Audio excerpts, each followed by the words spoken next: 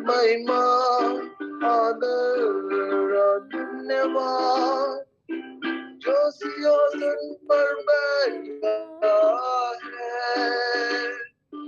महिमा आदर और धन्यवाद जो युवराज करता है। महिमा आदर और धन्यवाद जो सिंहासन पर बैठा है। महिमा आदर और धन्यवाद जो युवराज करता है। पवित्र पवित्र पवित्र है प्रभु सर्वशक्तिमान।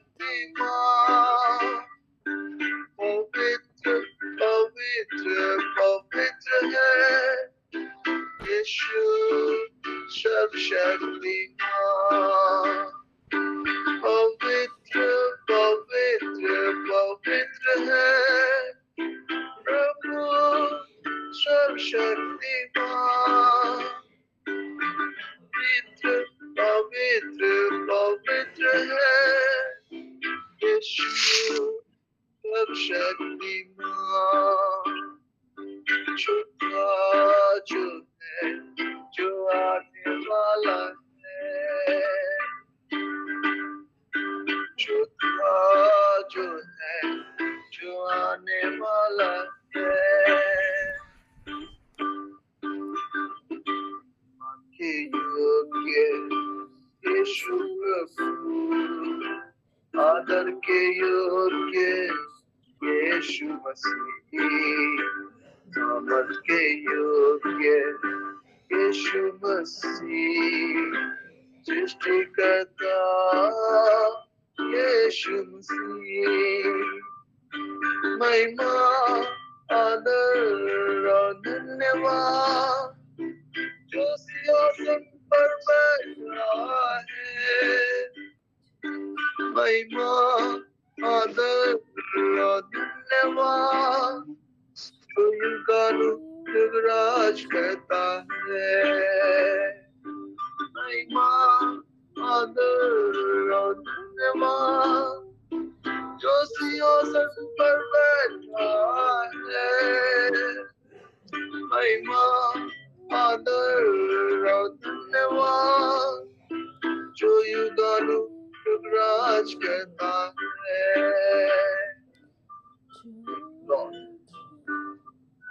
आप सिंहासन पर बैठे हैं, हम धन्यवाद करते हैं। आप स्तुति के सिंहासन पर विराजमान हैं। हम आपकी आराधना करते हैं, हम आपकी प्रशंसा करते हैं प्रभु, हम आपको महिमा देते हैं। आप युगानुयुग जीने वाले परमेश्वर आदि है और अल्फा और ओमेगा एक आप ही है प्रभु। आदि और अंत आप ही है प्रभु। हम आपका धन्यवाद करते हैं। प्रारंभ आपसे है, शुरुआत आपसे है प्रभु। धन्यवाद करता। मुझे कहता कि आदि परमेश्वर ने आकाश और पृथ्वी की रचना की। प्रभु जी आपने हर एक बात को, हर एक लोगों को बनाया प्रभु, सारी सृष्टि को आपने बनाया। बचने वाले आप है। धन्यवाद करते हैं, आप महिमा देते हैं परमेश्वर, प्रार्थना करते हैं प्रभु। आप स्तुति के योग्य, महिमा के योग्य, आदर के योग्य है प्रभु। अब सृष्टि करता है, अब युगानुयुग जीवते परमेश्वर है।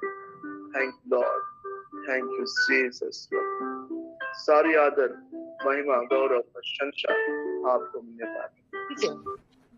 आमंत्रित करता हूँ दोस्त मैम को आज सेशन के लिए। आपका स्वागत है ma'am.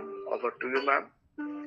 Thank you Jesus, thank you holy spirit God. धन्यवाद यीशु, धन्यवाद पवित्र आत्मा, आज के इस सुंदर दिन के लिए, समय के लिए, इस वंडरफुल वर्शिप के लिए पिता परमेश्वर हम आपका धन्यवाद करते हैं। धन्यवाद करते, सारा आदर, महिमा, गौरव, प्रशंसा प्रभु जी हम आपको देते हैं। Thank you Lord Jesus, thank you holy spirit God. ये खुश आरा बहान तो कोलो गोश आरा महान तो रोबोशा रेखांति के लनहांत खेरे हाशोर्यांत फेरे खान सुखोरे खोंदा। यस लॉर्ड, प्रभु का वचन कहता है फिलिपी 4 का रिखून दला महाश्वरी खून दला वो रिखांदा। प्रभु में सदा आनंदित रहो। यस, प्रभु में सदा आनंदित रहो। हम घोषणा करते हैं हमारे जीवन में प्रभु में सदा आनंदित रहना है। यस लॉर्ड, हम डिक्री डिक्लेयर करते हैं। Yes, hallelujah. Yes lord Jesus, रिखोन तला हम उश अरिहंत खोन वहांसो।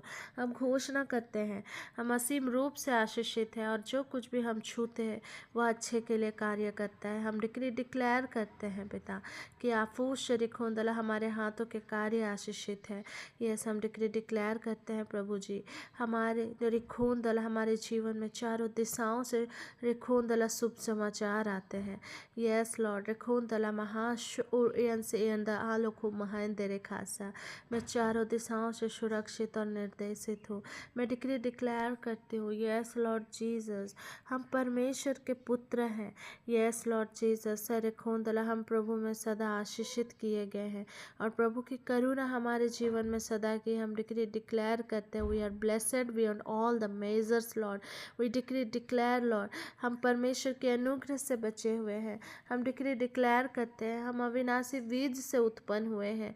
हम डिक्री डिक्लेयर करते हैं हम यीशु के लहू के द्वारा छुड़ाए गए हैं। हम डिक्री डिक्लेयर करते हैं पिता यस लॉर्ड, हम पवित्र आत्मा के मंदिर हैं। हम डिक्री डिक्लेयर करते हैं हम इस पृथ्वी के नमक हैं। हम डिक्री डिक्लेयर करते हैं हम मसीह के दुल्हन हैं। हम डिक्री डिक्लेयर करते हैं यस लॉर्ड, रिखोन दला मुश रिखोन दला हम प्रतिज्ञा की पवित्र आत्मा से मुहर बंद है।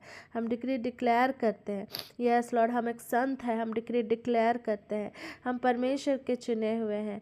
यस लॉर्ड जीसस, यीशु खान तला महाशरी खून तला, हम यीशु मसीह के द्वारा विजय ठहराए गए हैं। हम ऊश्वर खून ता बहार खून तला हम मुक्त किए गए हैं। हम मसीह के शिष्य हैं। हम डिक्री डिक्लेयर करते हैं यस लॉर्ड, हम रिखोन दला हम यीशु रिखोन दला हम महान धन के भंडारी हैं। हम डिक्री डिक्लेयर करते हैं यस लॉर्ड जीसस, हम सिर है पुछ नहीं है। यस, हम डिक्री डिक्लेयर करते हैं यस, हम ऊपर है हम नीचे नहीं है। यस लॉर्ड, यस, हम डिखून द इत्ते खला बहा खुरिया से एमोद थे के नस अउंतवुल खान तला। Thank you lord, thank you Jesus lord, thank you holy spirit God. हम पहले हैं हम अंतिम नहीं है। हम डिक्री डिक्लेयर करते हैं हम प्रभु में मजबूत हैं। हम डिक्री डिक्लेयर करते हैं यस लॉर्ड, हम द खुश रेखोंदल हम विजेता से भी बढ़कर है। हम डिक्री डिक्लेयर करते हैं हम विश्वास में दृढ़ता से जड़ पकड़े हुए हैं। हम डिक्री डिक्लेयर करते हैं यस लॉर्ड, हम खुश रेखोंदल हम आध्यात्मिक रूप से खतना किए हुए हैं। हम डिक्री डिक्लेयर करते हैं यस लॉर्ड, हम परमेश्वर की धार्मिकता है। हम डिक्री डिक्लेयर करते हैं यस लॉर्ड, हम उसके दिव्य प्रकृति का भागीदारी है। हम डिक्री डिक्लेयर करते हैं लॉर्ड यस लॉर्ड, रिखोन तला मुश्य रिखोन तला महाशा। यस लॉर्ड, हम परमेश्वर के द्वारा बुलाए गए हैं। Yes lord Jesus, hallelujah. हम मुश्य रिखोन तला महाशय रिखोन ता हम डिक्री डिक्लेयर करते हैं पिता यस लॉर्ड, रिखोन तला मुश्य रिखोन तला महाशला मसीह मुझ में है और मैं मसीह यीशु में जीवित हूँ। यस लॉर्ड, यस लॉर्ड, खुश आला महान दला हम परमेश्वर के ने खुश अमाला खान त्रोपो खोर रिहांसा हम खुश रिखोन तला महाशो। Thank you Jesus lord, thank you holy spirit god. रिखोन तला महोशय रिखोन तला महाशो लिखो सला खोर बुहून तला महाश। हम यीशु मसीह में परिपूर्ण है। हम डिक्री डिक्लेयर करते हैं यस लॉर्ड, हम यीशु के साथ क्रूस पर चढ़ाए गए हैं। हम डिक्री डिक्लेयर करते हैं हम मसीह के साथ जीवित हैं। हम डिक्री डिक्लेयर करते हैं हम परमेश्वर के साथ मेल मिलाप कर चुके हैं। डिक्री डिक्लेयर करते हैं यस लॉर्ड, खुश रिखोन दला महासला वो रिखान तेलियाना वो होशा। थैंक यू, हम आर्थिक रूप से आशीषित हैं। हम सामाजिक रूप से आशीषित हैं। हम अपने शारीरिक रूप से आशीषित हैं। हम डिक्री डिक्लेयर करते हैं यस लॉर्ड, खुश अंधेरे बहाशर खून तरह महाश।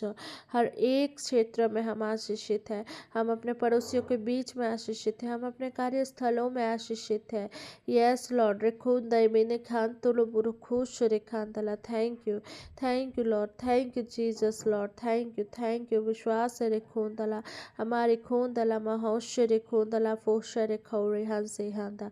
हम पूरी तरह से आशीषित है यस लॉर्ड जीसस। हम धन्यवाद करते और सारा आदर महिमा गौरव प्रशंसा प्रभु जी हम आपको देते हैं। अब इस समय पिता परमेश्वर हम आप फूशल पवित्र आत्मा आपकी अगुवाई को मांगते हैं यस लॉर्ड जीसस। सरे खून तला महाशोर खानता यह सब जब पिता परमेश्वर जितने भी गवाहियाँ आने जा रही है पिता उनके जीवन में और भी आशीष है। रिखून दला वाला मुशरे ओपन होने पाए यीशु के नाम से। Thank you Jesus lord, thank you holy spirit God. सारा आदर महिमा गॉड और प्रशंसा हम आपको देते हैं। We glorify your name lord, we praise your name lord. Hallelujah, आमीन आमीन आमीन। Thank you Jesus, thank you holy spirit God. तो सबको जय Yeshu, praise the lord, Yeshu साय जय मसीह की। तो मेरे प्रियो, अभी का ये समय है गवाही का समय। किन्हीं के कोई टेस्टिमनी है तो कोई 2 टेस्टिमनी हम सुनेंगे, फिर आगे जीवित वचनों में जाएंगे। तो मैं आप सबको आमंत्रित करती हूँ, किन्हीं का कोई गवाही हो तो शेयर कर सकते हैं।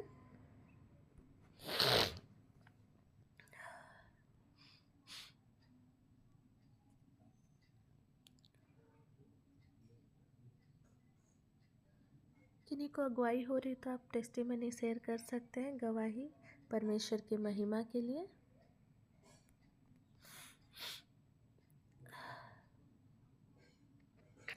सबको जय यीशु। मेरा नाम अमिता सुंडी, मैं सुमेलो हृदय से बोल रही हूँ। मेरी गवाही है, हमारी छोटी बहन का बेटा प्रियांति बिजबारला, उनका एडमिशन के लिए दिक्कत हो रहा था। वो जब इंटरव्यू के लिए गया था तो बोलने का बोला, जितना भी जो भी पूछा गया, लेकिन लिख नहीं पाया। और वो जिस तरह से उसको क्वेश्चन किया जा रहा था, शायद नहीं हो पाया। मतलब ऐसे बोलने में वो 1 साल पीछे जा रहा है, बोलना बहुत बाद में सीखा। तो इस तरह से वहाँ संजय बेस चाईबासा, ये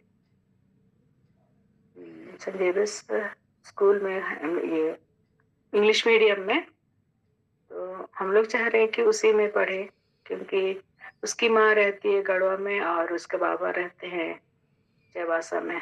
तो किसी तरह वो उसकी बड़ी मम्मी लोग, हम लोग जो बहन लोग हैं छोटी वाली लोग, उनके साथ रह के वो वहाँ पर है। तो चाह रहे कि वहीं एडमिशन हो।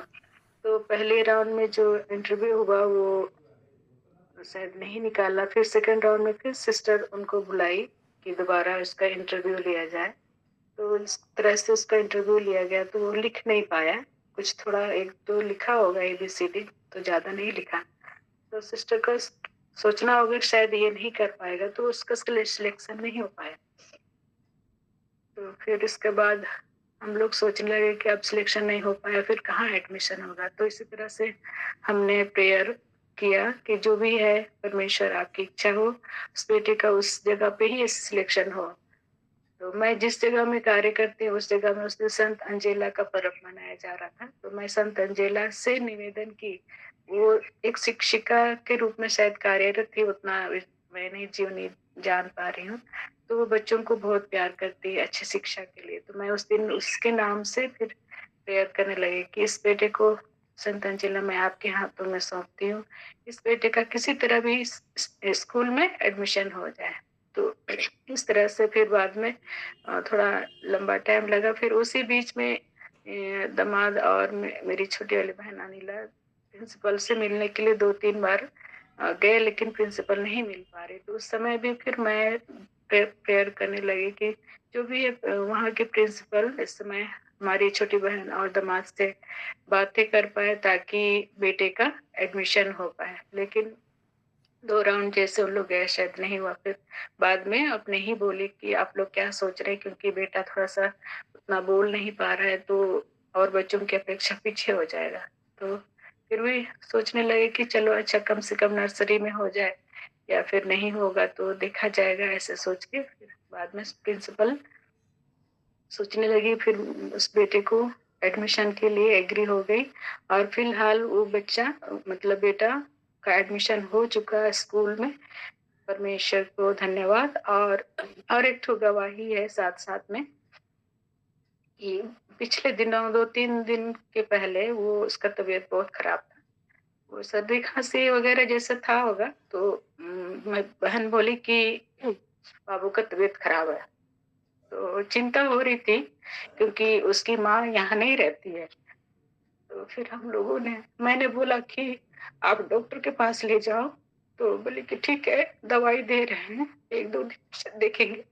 तो फिर दूसरा दिन फिर हम लोग सब कोई मिलकर ऑनलाइन जुड़कर सब कोई लोगों ने, हम लोग माँ इस चीज को, माँ पहले गवाही दे चुकी, लेकिन मैं पुनः गवाही दे रही हूँ, क्योंकि हम लोगों ने 3 दिन तक कंटिन्यू शाम को अपने घुटनों में टेक कर प्रार्थना किया, निवेदन किया। बेटा का स्वास्थ्य फिर से ठीक हो गया और वो फिर खाने लगा, सब ठीक हो गया। परमेश्वर को धन्यवाद। इस बेटे के लिए हमने जो भी दुआएं मांगी, परमेश्वर ने हमारी दुआओं को सुना। धन्यवाद पिता परमेश्वर, और इस टीम को भी धन्यवाद देती हूँ। हमेशा हमें सपोर्ट मिलता रहता है, और हमारी छोटी सी हमारी शाम की जो प्रार्थना सभा है, हम लोग हर दिन शाम को रोजरी करते, उस रोजरी में भी मैं हमेशा निवेदन करती रही, और हमारी निवेदन को परमेश्वर ने सुना। थैंक यू जीसस, धन्यवाद। गॉड यही ब्लेस मेरी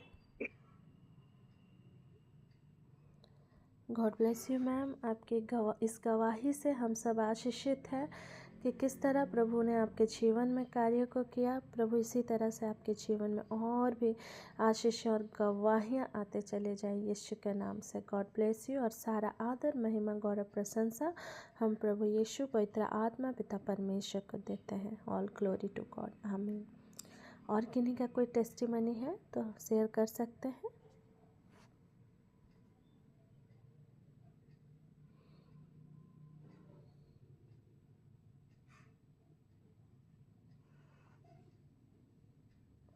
हेलो, मैं Shanta ma'am. Hello. Yes ma'am. हाँ, मैं शांता मैम भागलपुर से बोल रही हूँ। सब हमको शुता है। बात पिछले दिनों की है। मैं जब रांची से भागलपुर आ रही थी ट्रेन में, तो एक भागलपुर पहुंचने से पहले एक स्टेशन में रोक दिया गाड़ी। 10-15-20 मिनट रुका हुआ था। फिर उसी बीच बेटी फोन की कि मम्मी पहुंच गए, अब हम लोग प्रेयर करें। हम लोग मतलब सुबह में मिल करके ऑनलाइन ही प्रेयर करते हैं। तो बोले कि देखो ना, हम ट्रेन तो रुकी हुई है, अभी पता नहीं कब गाड़ी जाएगी, चलो अभी यहीं पर कर लेते हैं। सो हम ट्रेन में ही थे, हम लोग घर में हम लोग ऑनलाइन प्रेयर कर रहे थे। बेटी का ही बारी था प्रेयर का, तो वो प्रेयर कर रही थी। बोली कि पिता परमेश्वर मम्मी को और जितने सफर कर रहे हैं सबको समय पर अपने गंतव्य स्थान में पहुंचा दें, ऐसे करके। तो मैं ऐसा अनुभव करने लगी कि गाड़ी चल रही है, ऐसा करके। जैसे प्रेयर खत्म हुआ आमीन की, और जब आँख खोली देखी सचमुच गाड़ी चल रही थी। प्रभु का धन्यवाद। मुझे उस वक्त वचन याद हो रहा था कि जहाँ 2 अथवा 3 मेरे नाम से इकट्ठे होते हैं, मैं उनके बीच होता हूँ। तो सचमुच प्रभु हम लोग के बीच हमारे प्रार्थना को सुनते हैं, और धन्यवाद देते हैं पिता परमेश्वर का कि उन्होंने प्रॉफेट वीरेंद्र को इतना सुंदर प्लेटफॉर्म का निर्माण करने का निर्माण हुआ कि हम सभी इतने दूर दूर रह करके ऑनलाइन हम लोग एक साथ मिल करके प्रेयर करते हैं, और हम लोग बहुत ही आशीषित हो रहे हैं।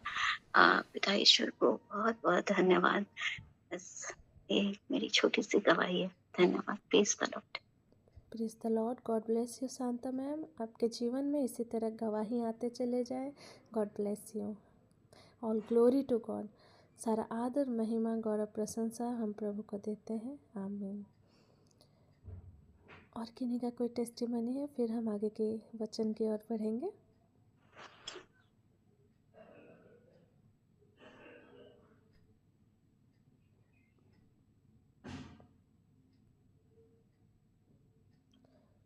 और किन्हीं का कोई टेस्टिमनी है तो आप शेयर कर सकते हैं।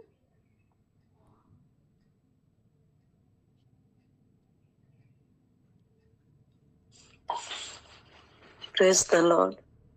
सब कुछ यीशु। मेरी छोटी सी गवाही है। मेरे बीपी हो गया है, और मैं डॉक्टर को ऐसे ही दिखाने के लिए गई थी। उन्होंने हमारा हाथ पकड़ के ही उन्होंने बताया कि आपको हार्ट का प्रॉब्लम है, और मैं घबरा गई। फिर कल मैं जांच के लिए गई तो मेरा रिपोर्ट मतलब नॉर्मल ही आया। मैं बहुत डरी हुई थी कि पता नहीं क्या होगा, कैसे होगा, लेकिन प्रभु को मैं हमेशा समर्पित करते गई कि प्रभु जो कुछ भी करते हैं आप अच्छा ही करते हैं, आप मेरे जीवन के लिए आप कार्य कीजिए, आप मेरी रक्षा कीजिए और मेरा रिपोर्ट नॉर्मल आ जाए। और नॉर्मल ही आया, बस थोड़ा सा हार्ट में मतलब धड़कन थोड़ा सा आगे पीछे हो रहा है, लेकिन मैं मेरी जो भी बीमारी है मैं परमेश्वर के ऊपर छोड़ती हूँ, क्योंकि मैं विश्वास करती हूँ कि प्रभु यीशु मेरे शरीर के हर एक रोग को अपने ऊपर लिया है। और मैं धन्यवाद देती हूँ पिता परमेश्वर को मेरी रक्षा के लिए। और मैं जिस डॉक्टर के पास गई थी दिखाने के लिए, डॉक्टर आजकल मुंह जबानी नहीं सुनते हैं, वो जैसे ही पेपर में लिखते हैं हम लोग का समस्या को और वो लोग पैसा लेते हैं, लेकिन उस डॉक्टर ने 1 रुपया भी नहीं लिया मेरा। मैं ईश्वर को सारे हृदय से धन्यवाद करती हूँ।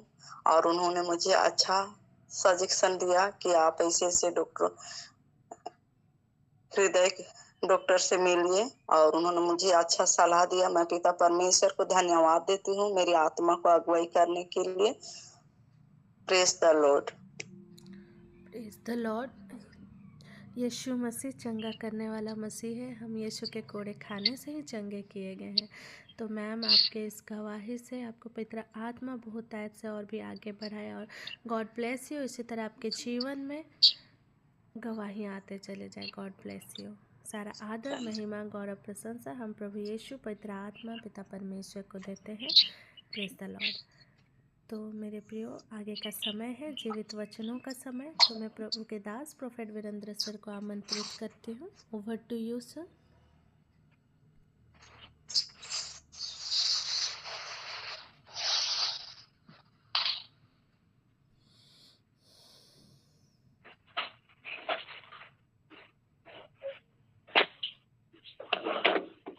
रेनी मैम माइक म्यूट करेंगे।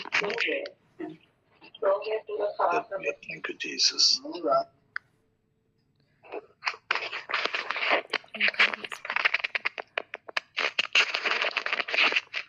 Thank you Jesus, thank you Jesus. Hallelujah. राबा शबूरे लाखासिनो मैंने खेरेले खुर्शे के। Thank you lord, thank you lord, thank you lord. धन्य है वह जो इस भविष्यवाणी के वचन को पढ़ता है और वे जो सुनते हैं और उसमें लिखी हुई बातों को मानते हैं, क्योंकि समय निकट है। पिता इस क्षण जब हम इस भविष्यवाणी के वचनों को पढ़ रहे हैं प्रभु जी, और इस वचनों को सुन रहे हैं पिता, हम प्रार्थना करते हैं इस क्षण कि जितने सुनने वाले हर एक के हृदयों में हारा बारा लाबो शेमाना माना खरा लाखों से के आत्मिक समझ की बातों के लिए हम प्रार्थना करते हैं प्रभु जी। जैसे बाइबल कहता है कि समय निकट है और हम प्रोफेटिक इवेंट्स के जो मेजर इवेंट्स जो कि घटित होने वाली है उसके बहुत ही करीब हम पहुंच रहे हैं। पिता हम धन्यवाद करते हैं कि इन बातों को जब हम सुनते हैं, इन बातों को हम मान सकें और अपने आप को आत्मिक रूप से हम तैयार कर सकें। जितने इस प्लेटफॉर्म पर जुड़े हुए हैं प्रभु जी, हर एक के लिए मैं प्रार्थना करता हूं कि ये अनुग्रह और आशीष हर एक के जीवन पर सक्रिय हो, यीशु मसीह के नाम से, आमीन। तो आइए हम मिलकर पढ़ेंगे अध्याय 6। और जैसे कि पहले भी ऑलरेडी मैं आपके बीच में वचनों को रखा और कह चुका हूं कि ये जो घटनाक्रम जो 6 पद के बाद से जो होने वाली है, ये तब होंगी इस पृथ्वी पर जब कलीसिया का रैप्चर्ड हो जाएगा। कलीसिया स्वर्ग में चली जाएंगी, हमारा पृथ्वी पर से हमारा लोकेशन चेंज हो जाएगा। उसके बाद एक के बाद इस पृथ्वी पर रहने वाले लोगों की परीक्षा का घड़ी प्रारंभ होगा। सो 2 वचन को फिर से मैं शुरू करना चाह रहा हूं, उसके बाद हम अध्याय 6 पर जाएंगे। उससे पहले ये समझना बहुत जरूरी है कि ये जो घटनाक्रम जो 6 से लेकर 18 चैप्टर तक जो भी घटित होगा हमारे एब्सेंस में होगा, दैट मीन्स इस पृथ्वी पर ये घटना घटित हो रही होंगी और हम इस पृथ्वी पर नहीं रहेंगे। तो इन चीजों को समझने के लिए हम सबसे पहले देखेंगे कि रेवलेशन चैप्टर 3 का 10 वर्स, रेवलेशन चैप्टर 3 का 10 वर्स को हम लोग पढ़ेंगे। यहाँ पर लिखता है कि तूने मेरे धीरज के वचन को थामा, इसलिए मैं भी तुझे परीक्षा के उस समय बचा रखूंगा जो पृथ्वी पर रहने वालों के परखने के लिए सारे संसार पर आने वाला है। अभी ये जो घटनाक्रम अध्याय 6 में जो मोहरों का जो खोलना होगा, ओपनिंग ऑफ द सील होगा, उसके बाद एक एक करके जो घटनाक्रम पृथ्वी पर होंगे, यहाँ के परखने वालों के लिए जो परीक्षा का घड़ी आएगा, तो इसी का प्रारंभ यहाँ पर होगा। सील के ओपनिंग के साथ ही वो सारी चीजें पृथ्वी पर होने लगेंगी। और दूसरा वचन जो हम पढ़ेंगे, पहला थेसलोनियंस अध्याय 1 पद संख्या 10, पहला थेसलोनी अध्याय 1 पद संख्या 10 के वचन को पढ़ेंगे। यहाँ पर लिखता है, और उसके पुत्र के स्वर्ग पर से आने की बाट जोहते रहो, जिसे उसने मरे हुओं में से जिलाया, अर्थात यीशु की, जो हमें आने वाले प्रकोप से बचाता है। तो प्रभु यीशु मसीह का प्रकट होने का, उसके पुत्र के स्वर्ग से आने की बाट जोहते रहो, जिसे उसने मरे हुओं में से जिलाया, अर्थात यीशु की, जो हमें आने वाले प्रकोप से बचाता है। ये तो तय है कि पृथ्वी पर जो 7 साल का जो निर्धारित जो प्रकोप का जो समय है, पृथ्वी पर के आने वालों की परीक्षा के लिए, परखने के लिए सारे संसार पर जो बातें आने वाली है, उससे बचाने के लिए यीशु मसीह प्रकट होंगे। और यीशु मसीह का प्रकट होना जो होगा वो गुप्त रूप से वो प्रकट होंगे, बादलों पर प्रकट होंगे। और उसी के प्रकट होने के विषय में बाइबल में कई जगह लिखता है कि वो चोर की तरह आएंगे। मतलब it will be the secret coming of Jesus, और उसका पर्पस यही होगा कि वे आने वाले प्रकोप से बचाने के लिए, अपने लोगों को बचाने के लिए आएंगे। और इसी का खुलासा प्रभु यीशु मसीह ने संत यूहन्ना के सुसमाचार अध्याय 14 में भी उन्होंने किया कि मैं जा रहा हूं ना, मैं पढ़ दे रहा हूं सेंट जॉन्स के गॉस्पेल चैप्टर 14 का उसका 3 वर्स में, बाइबल के वचनों में हमने इन बातों का खुलासा पाते हैं। तुम्हारा मन व्याकुल ना हो, परमेश्वर पर विश्वास करो और मुझ पर भी विश्वास रखो। मेरे पिता के घर में बहुत से रहने का स्थान है, यदि ना होते तो मैं तुमसे कह देता, क्योंकि मैं तुम्हारे लिए जगह तैयार करने को जाता हूं। और यदि मैं जाकर तुम्हारे लिए जगह तैयार करूंगा तो फिर आकर तुम्हें अपने यहां ले जाऊंगा, कि जहां मैं रहूं वहां तुम भी रहो।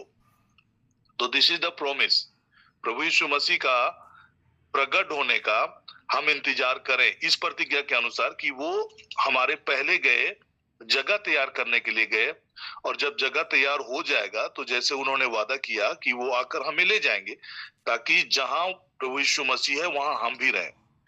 तो ये जो हमें ले जाने का जो वादा है, और ये वादा के विषय में कि हम उसके प्रकट होने का हम इंतजार करें, संत पौलुस जैसा लिखता है थिस्सलुनी में, जो हमें आने वाले प्रकोप से बचाता है, उसी का भी हम रेवलेशन 3 का 10 में हमने चीजों को पढ़ा। तो ये सारी चीजें हो जाने के बाद इस पृथ्वी पर ये चीजें होंगी। और एक वचन मैं आपके बीच में रखना चाह रहा हूं ताकि ये समझ आ जाए कि जो भी यहाँ पर पृथ्वी पर जो ट्रिबुलेशन का पीरियड है, उसके पहले रैप्चर का हो जाना कितना इंपॉर्टेंट है। और ये होना ये ऑलरेडी तय है। अगर आप मत्ती के सुसमाचार में अगर हम देखेंगे एक वचन की ओर, तो यहाँ पर एक वचन है 24 का अध्याय 24, उसका हम 37 पद से पढ़ेंगे। जैसे नूह के दिन थे वैसा ही मनुष्य के पुत्र का आना भी होगा, क्योंकि जैसे जल प्रलय से पहले के दिनों में जिस दिन तक कि नूह जहाज पर ना चढ़ा, उस दिन तक लोग खाते पीते थे और उनमें विवाह होते थे, और जब तक जल प्रलय आकर उन सबको बहा ना ले गया तब तक उनको कुछ भी मालूम ना पड़ा। वैसे ही मनुष्य के पुत्र का आना भी होगा। उस समय दो जन खेत में होंगे, एक ले लिया जाएगा और दूसरा छोड़ दिया जाएगा। दो स्त्रियां चक्की पीसती रहेंगी, एक ले ली जाएगी और दूसरी छोड़ दी जाएगी। इसलिए जागते रहो, क्योंकि तुम नहीं जानते कि तुम्हारा प्रभु किस दिन आएगा। परंतु यह जान लो कि यदि घर का स्वामी जानता होता कि चोर किस पहर आएगा, तो वह जागता रहता और अपने घर में सेंध लगने ना देता। इसलिए तुम भी तैयार रहो, क्योंकि इस घड़ी के विषय में तुम सोचते भी नहीं हो, उसी घड़ी मनुष्य का पुत्र आ जाएगा। This is speaking about the secret coming of Jesus. और हम यहाँ पर का जो रेवलेशंस प्रभु ने दिखाया है कि कैसे जब जहाज पर नूह चढ़ा, नोआ और उसके परिवार के लोग जैसे ही जहाज पर कदम रखे और जहाज का दरवाजा बंद हुआ, तब जाकर प्रलय आया और जल प्रलय के द्वारा तबाही इस पृथ्वी पर आई। वैसे ही जैसे रैप्चर होगा, उसी के बाद से ट्रिबुलेशन का प्रारंभ होगा। तो यहां पर जब तक यहाँ नूह के विषय में लिखा है कि नूह का एग्जाम्पल देकर बताया गया है कि कैसे नोआ के दिन में, नूह के दिन में कैसे हुआ था, और जल प्रलय का जो दिन के जस्ट पहले जब तक नूह जहाज पर नहीं चढ़ा तब तक जल प्रलय नहीं हुआ और लोगों को पता भी नहीं चला। जब वो जहाज पर चढ़ गया तब तक वो खिल्ली उड़ाते रहे, उसका मजाक करते रहे। वैसे ही आज भी जब रैप्चर के बारे में आप बोलेंगे, लोगों को तैयार होने के विषय में बोलेंगे, तो कई लोग इन चीजों को लेकर आपका मजाक उड़ाएंगे। लेकिन मैं आप लोगों को बताना चाह रहा हूं कि ये समय कितना निकट है। कल मैं एक एग्जांपल और जो साइन, ग्रेट साइन के बारे में बता रहा था, उसमें मैंने बताया कि कैसे एक रेवलेशंस ट्रम्प का जो सेकंड टेन्योर है, itself is a great sign. और कई प्रोफेटिक स्कॉलर्स हैं जो इन चीजों को बड़ा ही गंभीरता के साथ सेकंड टेन्योर ऑफ ट्रम्प को लेकर चल रहे हैं। और अगर आप किंग जेम्स वर्जन के बाइबल के वचन को पढ़ेंगे, जो रैप्चर के विषय में जो बातें लिखी हुई है कि हम क्षण भर में अंतिम तुरही फूंकी जाएगी और हम क्षण भर में बदल जाएंगे, उसी से रिलेटेड बाइबल का वर्ड में एक साइन छिपा हुआ है। क्योंकि ये बाइबल के वचनों में जब इन बातों के विषय में आप चर्चा सुनते हैं तो इसको एक मिस्ट्री के विषय में कहा जाता है कि this is a kind of mystery, एक प्रकार का ये रहस्य है। और रहस्य की बातें को समझने के लिए you need to have a spiritual understanding होना इंपॉर्टेंट है। Thank you lord. तो यहां पर जो मैं इनके किंग जेम्स वर्जन का बाइबल है, इंग्लिश वर्जन, उसको मैं आपके बीच में ओपन किया हूं और इंग्लिश में मैं इसको पढ़ रहा हूं। अगर आप हिंदी में भी मैं उसको पढ़ूंगा।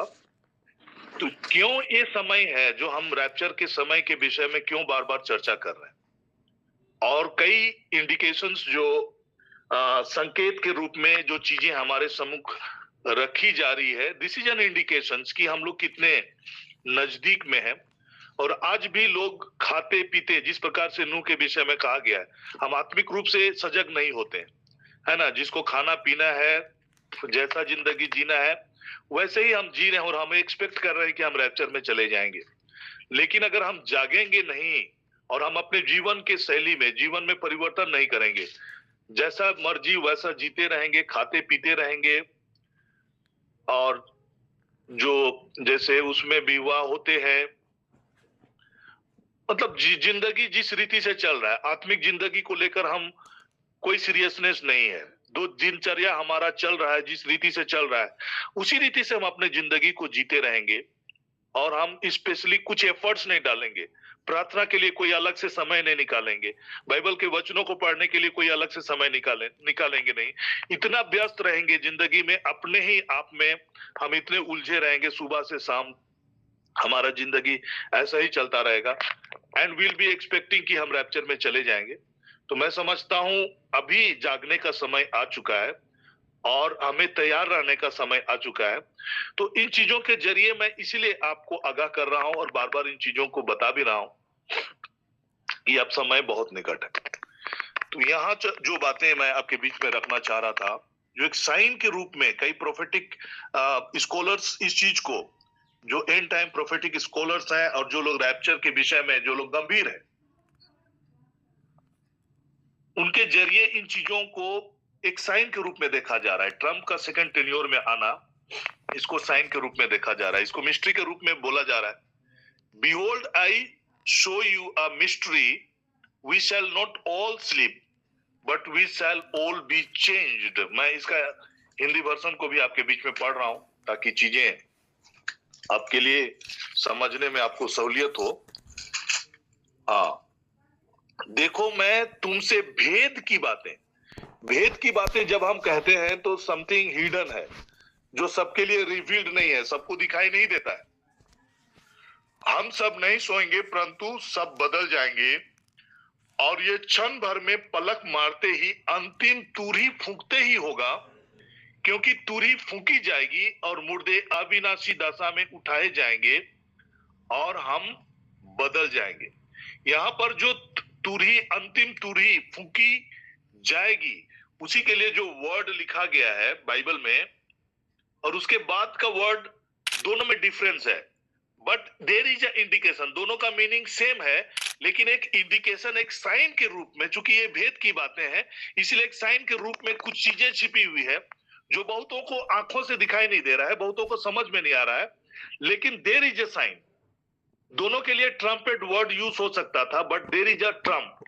यहां पर लिखता है कि at the last trump, at the last trump, for the trumpet shall sound and the dead shall be raised incorruptible and we shall be changed। यहां पर जो ट्रम्प वर्ड है, तो डोनाल्ड ट्रम्प का टेन्योर है और बिब्लिकली अगर आप देखेंगे 47th प्रेसिडेंट के रूप में वो अभी हैं और 47th वर्ड में ही एंड 45th वर्ड का जो स्टडी है उसमें कुछ चीजें छिपी हुई है। उस चीज को अगर आप अध्ययन करेंगे, and so it is written the first man Adam was made a living soul and the last Adam was made a quickening spirit. The first Adam, और यहां पर लास्ट एडम की बातें की जा रही है। तो मैं जो बातें कह रहा हूं कि जो सेकेंड टर्म ऑफ ट्रम्प जो है, second Trump itself is a last Trump. Why? क्योंकि 45th में जिस चीज के लिए लास्ट के रूप में चीजों को इस्तेमाल किया गया है, वही 47th में उसी का रिप्लेसमेंट के रूप में सेकेंड वर्ड को इस्तेमाल किया जाता है। इसको काइंडली हम लोग इसको दोनों को देखेंगे, ध्यान से सुनेंगे। And so it is written the first man Adam was made a living soul and the last Adam was made a quickening spirit. यही जो लास्ट जो वर्ड है, फर्स्ट एंड लास्ट का जो यहाँ पर स्टडी है, उसी को सेकंड में फर्स्ट एंड सेकंड कहा जा रहा है।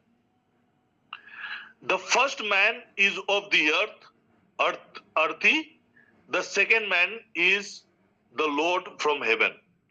तो ये जो सेकंड टेन्योर है जो 47th पद में है, और ट्रम्प का भी जो सेकंड टेन्योर जो आया वो 47th प्रेसिडेंट के रूप में आया। वो फर्स्ट टाइम जब वो आया प्रेसिडेंट के रूप में, वो 45th प्रेसिडेंट के रूप में आया एंड 46th में जो बाइडेन के रूप में प्रेसिडेंट के रूप में जो बाइडेन आए, तो वो 46th प्रेसिडेंट थे। और इसी में बहुत सारी गुप्त बातें एक साइन के रूप में चीजें छिपी हुई है। तो जो बातें मैं आज आपके बीच में जो रिवील करना चाह रहा हूं कि जो 6 पद का जो घटनाक्रम जो रेवलेशन चैप्टर 6 में जो घटित होंगी, वे तब घटित होंगी जब कलीसिया ऑलरेडी रैप्चर्ड हो चुका होगा और कलीसिया स्वर्ग में होंगे, और तब ये जाकर 7 मोहरें जो है, 7 सील जो है वो ओपन होगा, और ये पृथ्वी पर ये चीजें एक एक के बाद घटित होगी, और ये क्लेश का समय होगा। और ये क्लेश का जो समय होगा मैं आपको बताना चाह रहा हूं। आप मेरे साथ में मत्ती के सुसमाचार अध्याय 24 पद संख्या 21 के पद को हम लोग पढ़ेंगे। Thank you Jesus, glory glory glory Lord.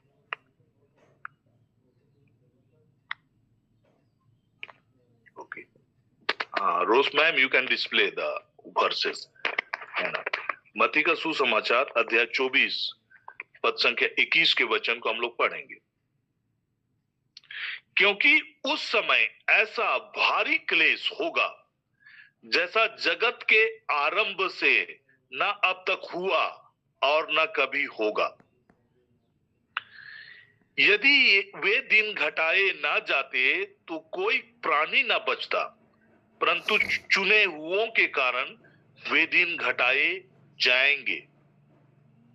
तो ये जो समय महाक्लेश का समय है, जो क्लेश का समय है, संकट का समय, इसके बारे में प्रभु यीशु मसीह ने उजागर किया है और कहा है कि ऐसा भारी क्लेश जगत के आरंभ से ना अब तक हुआ और ना कभी होगा।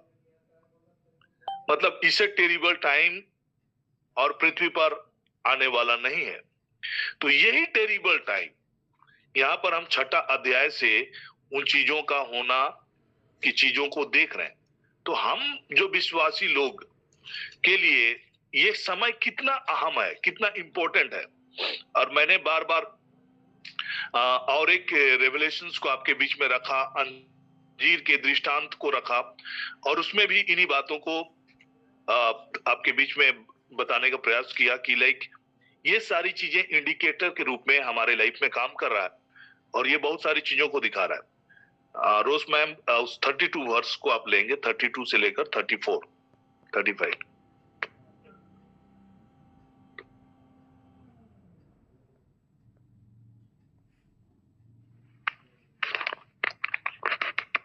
हाँ, अंजीर के पेड़ से यह दृष्टांत सीखो, जब उसकी डाली कोमल हो जाती है और पत्ते निकलने लगते हैं तो तुम जान लेते हो कि ग्रीष्म काल निकट है। इसी रीति से जब तुम इन बातों को देखो तो जान लो कि वह निकट है, वरन द्वार ही पर है। अंजीर का जो कंपैरिजन है वो इजराइल से रिलेटेड है, और प्रोफेटिकली इस चीज का जो मीनिंग है, डीप मीनिंग है, वो इजराइल है। इजराइल का एक देश के रूप में उभरना और खड़ा होना।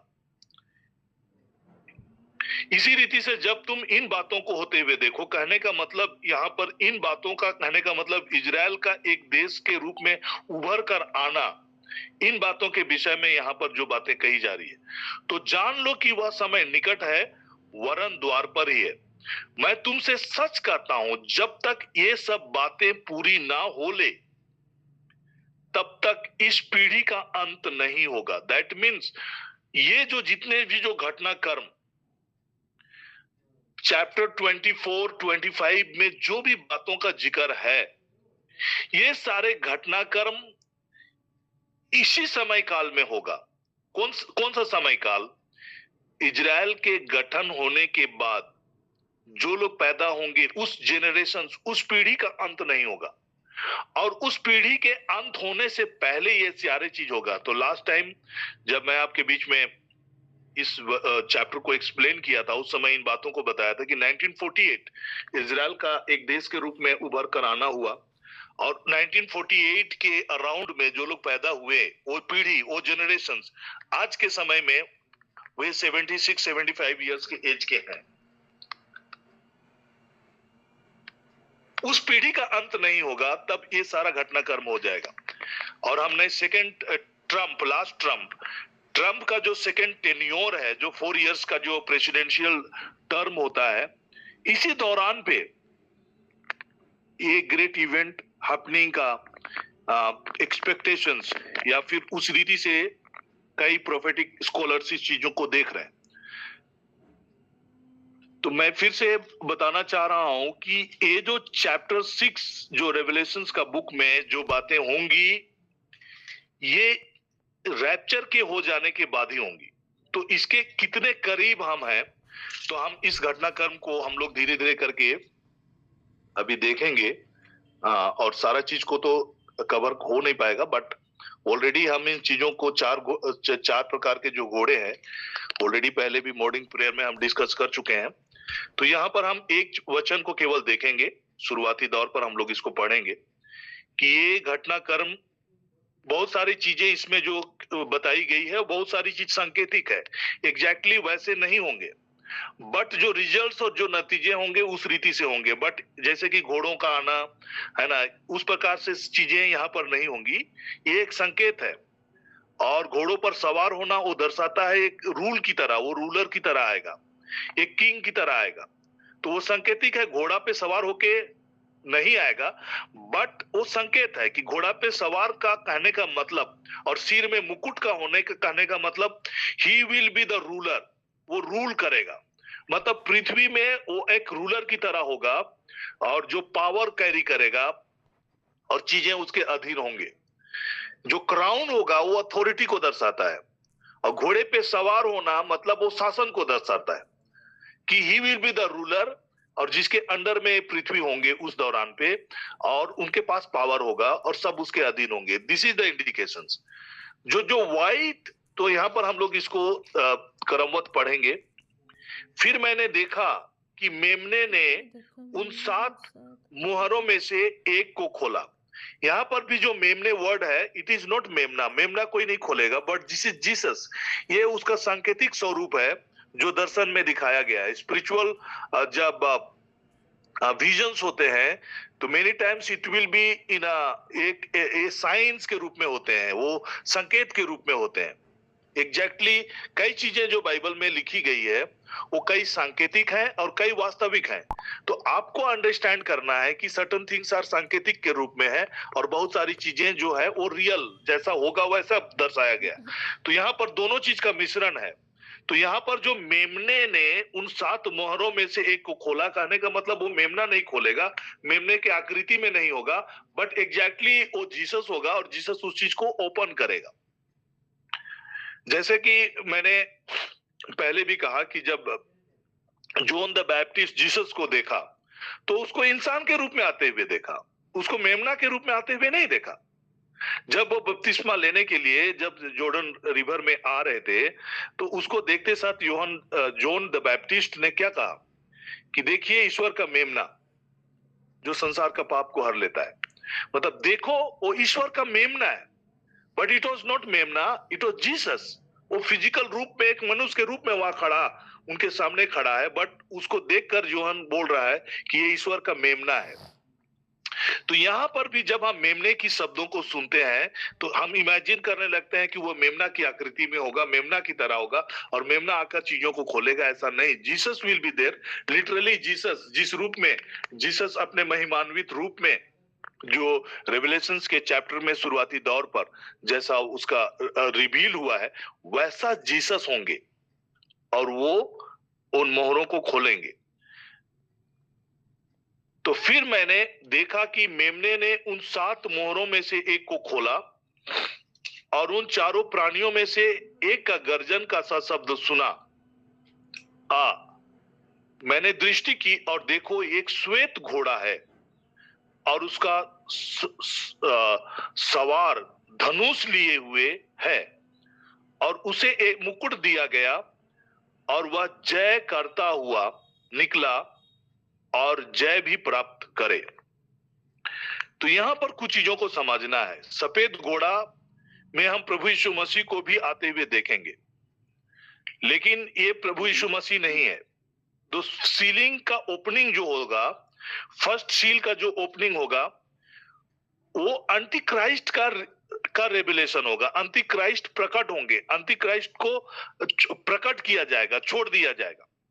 जैसे अभी आप और एक वचन को देखेंगे कि अंटी क्राइस्ट की गतिविधियां जो भी हो रही है मौजूदा समय में, अभी भी वो फंक्शनिंग में है, बट वो प्रकट रूप से नहीं है।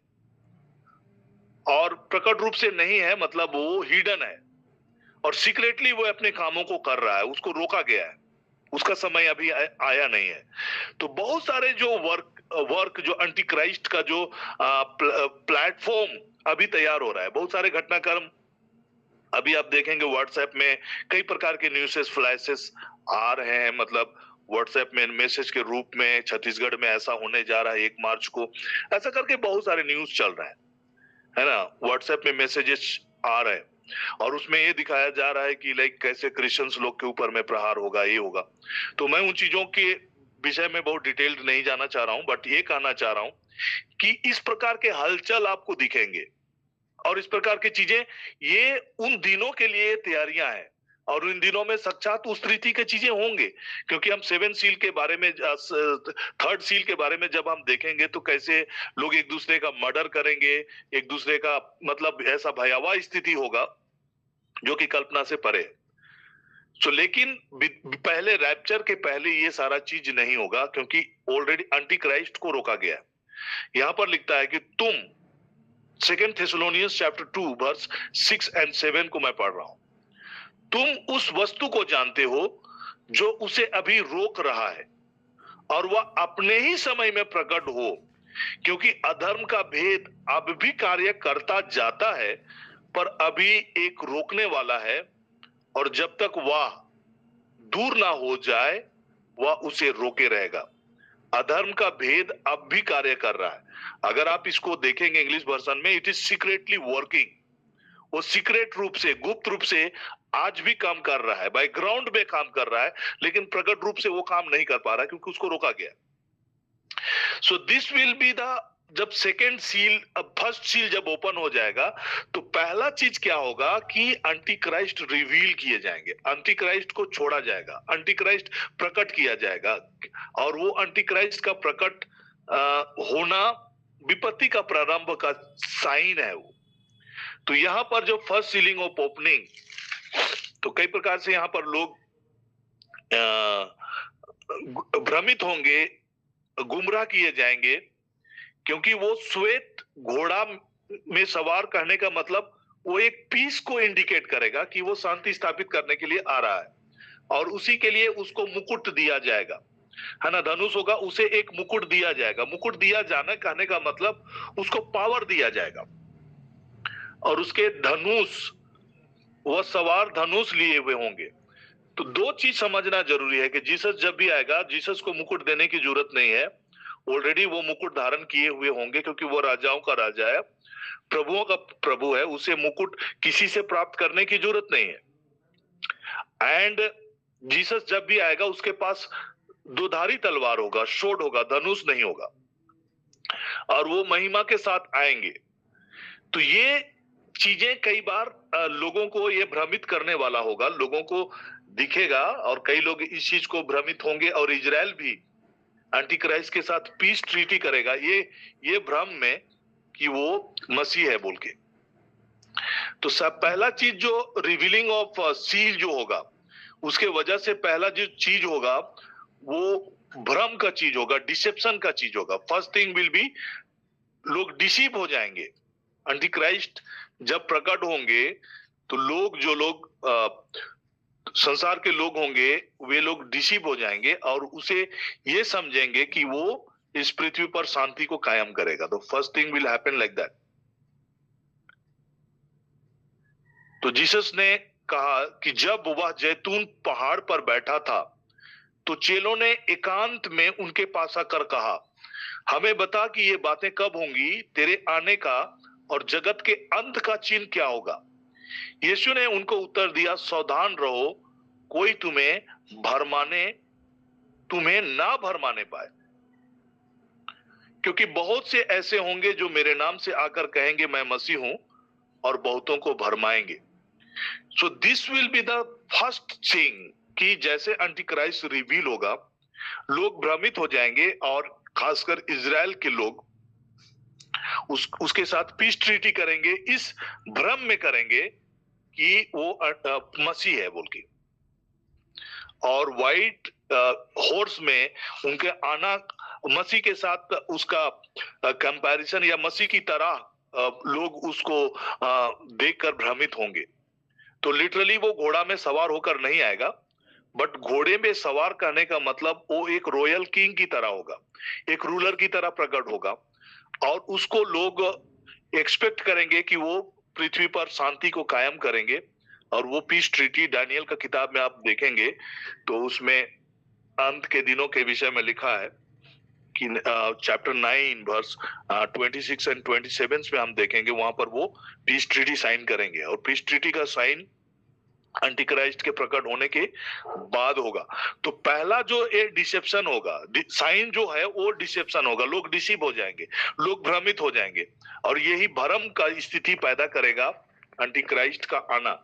तो पहला सील का ओपनिंग में जो चीजें होंगी, स्वर्ग में ये सील ओपन हो रहा होगा, और उसी समय पृथ्वी पर एंटीक्राइस्ट प्रकट होंगे। तो फर्स्ट सील का मतलब हुआ रिवीलिंग ऑफ द एंटीक्राइस्ट।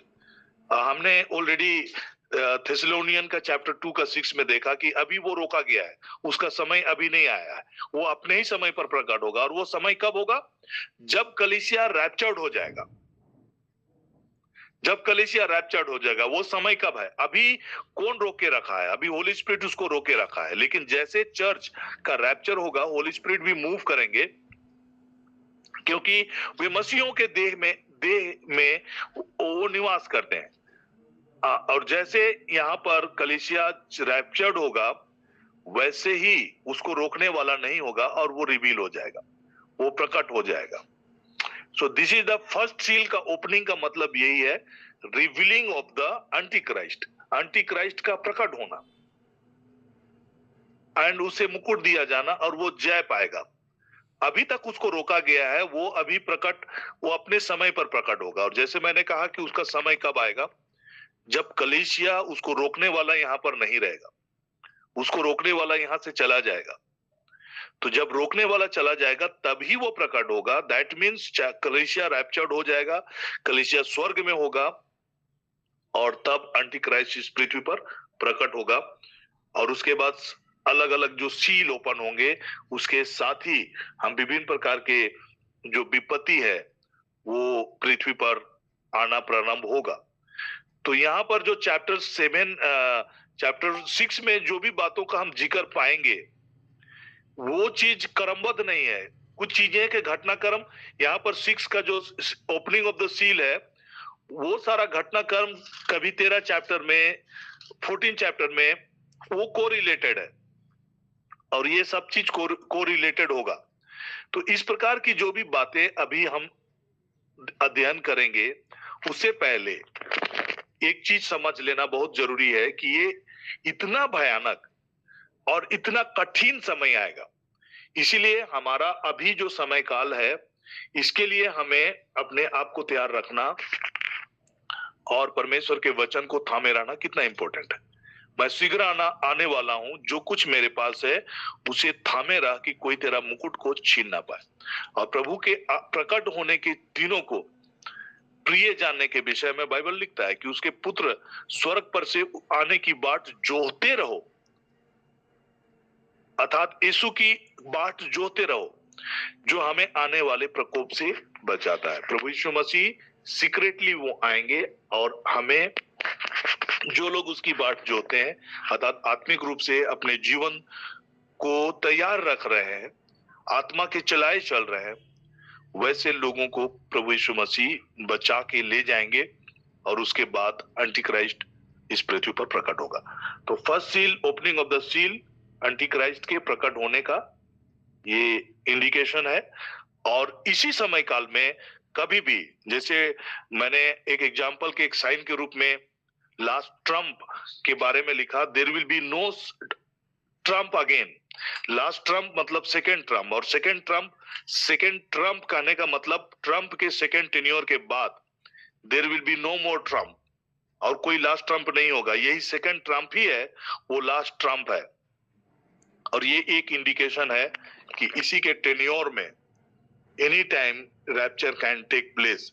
तो हम इन चीजों को समझते हुए, और एक चीज जो कि इजराइल का जो पीढ़ी, इजराइल के बनने के बाद वो पीढ़ी का अंत होने से पहले ये सारी घटनाक्रम होना है, तो already those were born in 1948 के अराउंड में वे लोग आज के समय में जो लोग जीवित भी हैं तो वे लोग 76 वर्ष के हैं और इनके इस पीढ़ी के अंत होने से पहले ही ये सारा घटनाक्रम हो जाएगा। आकाश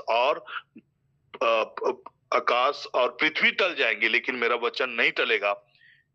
इन बातों के साथ प्रभु ने सारी इंडिकेशंस को, इन संकेतों को, इन चिन्हों को हमारे बीच में रखा है। तो इसीलिए हमारे लिए बहुत ही इंपॉर्टेंट समय के दौर में हम हैं। अपने लिए अधिक से अधिक समय प्रार्थना में निकालने का यत्न कीजिए, लोगों के लिए प्रार्थना कीजिए। जब तक आप प्रार्थना में नहीं बैठेंगे आप चीजों को समझ नहीं पाएंगे। इसीलिए प्रभु यीशु मसीह ने अपने चेलों से कहा है कि प्रार्थना करो, जागते रहो और प्रार्थना करो ताकि तुम परीक्षा में ना पड़ो। परीक्षा में पढ़ने का मतलब है उलझन है ना। वो उलझन विभिन्न प्रकार के कामों में इतना व्यस्त होना और उलझ कर रह जाना जिंदगी से, है ना। लेकिन जब आप प्रार्थना करोगे तब आप उलझनों में नहीं होगे और चीजें आपको स्पष्ट दिखाई पड़ेगा। तो ये हम अपने लिए निश्चित करें कि हम कब प्रार्थना करें। 1 घंटा एक मिनिमम टाइम है जो कि प्रार्थना में हमें, पर्सनल प्रार्थना में, ये मॉर्निंग प्रेयर में आप प्रार्थना कर रहे हैं, इवनिंग में हो सकता है आप प्रार्थना कर रहे होंगे अपने ग्रुप में या अपने परिवार के साथ, परिवार वालों के साथ आप ऑनलाइन प्रार्थना कर रहे हैं। I am not talking about that prayer, लेकिन जो मैं प्रार्थना का विषय में बातें कर रहा हूं वो आपका इंडिविजुअल प्रेयर, जो आप 1 घंटा, 2 घंटा, 3 घंटा जो आप पर्सनल लाइफ, पर्सनल प्रेयर में आप स्पेंड करेंगे, अकेले स्पेंड करेंगे, उस प्रार्थना के विषय में मैं आपसे बातें कर रहा हूं। तो आइए हम इन चीजों की गंभीरता को समझते हुए हम प्रार्थना पूर्वक अपने जीवन को प्रभु की अगुवाई में, पवित्र आत्मा की अगुवाई में लीड करना प्रारंभ करें। आज तक अगर हम गंभीर नहीं हुए हों तो ये समय है कि हम अब से गंभीर होकर हम इन विषयों में ध्यान लगाकर हम प्रार्थना के लिए समय निकालना प्रारंभ करें। तो आइए हम इसी के साथ हम अंतिम आशीष की प्रार्थना में जाएंगे और मैं फादर जी से आग्रह करूंगा कि वे हमें अंतिम ब्लेसिंग प्रार्थना में हमारी अगुवाई करें।